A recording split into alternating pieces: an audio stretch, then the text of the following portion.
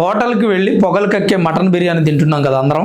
ఈసారి తినే ముందు కాస్త జాగ్రత్తగా ఆలోచించండి. గతంలో అనేక కంప్లైంట్లు వచ్చాయి, మటన్లో బీఫ్ కలిపి సప్లై చేస్తున్నారు అని. ఈ సప్లై చేస్తుంది మటన్ షాప్ వాళ్ళే అయితే కొంతమంది హోటల్స్ వాళ్ళకి ఆ విషయం తెలుసు, కొంతమందికి తెలియదు. కొత్తగా హోటల్ బిజినెస్లోకి దిగిన వాళ్ళకి తెలియకపోవచ్చు, పాత వాళ్ళకి తెలుసు, దాన్ని కంటిన్యూ చేశారు. ఎందుకంటే మటన్ రేటు 900 నుంచి 1000 రూపాయలు ఉంది. బీఫ్ కలిపింది అనుకోండి 500కు 600కు వస్తుంది. మటన్ హోల్సేల్ షాప్ అని పెట్టి దానిలో మటన్ బదులు బీఫ్ సప్లై చేస్తున్నారు. హైదరాబాద్లోని హబీబ్ నగర్ పోలీస్ స్టేషన్ పరిధిలో ఉన్న మల్లేపల్లి ప్రాంతంలో ఈ ఫుడ్ సేఫ్టీ అధికారులు దాడులు చేస్తే 50 కేజీల ఎద్దు మాంసం ఆ షాపులో దొరికిందంటే ఎన్నాళ్ళ నుంచి ఈ బిజినెస్ చేస్తున్నారో ఆలోచించండి. అంటే వీళ్ళు సప్లై చేసిన ప్రతి హోటల్లోనూ ఎద్దు మాంసం బిర్యానీ ఆ హోటల్ వాళ్ళు అమ్మేశారు. అది చాలా మంది వ్యక్తులు తినుంటారు. తెలియక తిన్నది వేరు, తెలిసి తిన్నది వేరండి. తెలియక ఎద్దు మాంసం తినేసామనుకోండి పరిస్థితి ఎలా ఉంటుందో ఆలోచించండి. తెలిసి కావాలని బీఫ్ తినే వాళ్ళ విషయం పక్కన పెట్టేసేయండి, వాళ్ళ గురించి నేను మాట్లాడను.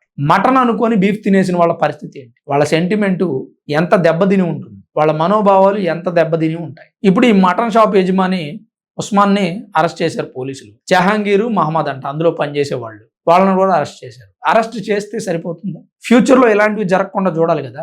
ఇప్పుడు హోటల్కి వెళ్ళి మటన్ బిర్యానీ ఆర్డర్ ఇవ్వాలి అంటే మనసులో ఒక రకమైనటువంటి భయం మొదలవుతోంది వినియోగదారులకి. నిజంగా అసలు ఈ మటన్ బిర్యానీలో ఎద్దు మాంసం కలిపి అమ్మాలనే ఆలోచన అతనికి ఎందుకు వచ్చింది? తక్కువ ధరకు వ్యాపారం చేసి మార్కెట్లో లాభాలు పొందుదామనే, లేదా ఎద్దు మాంసాన్ని హిందువుల చేత తినిపిద్దామనే?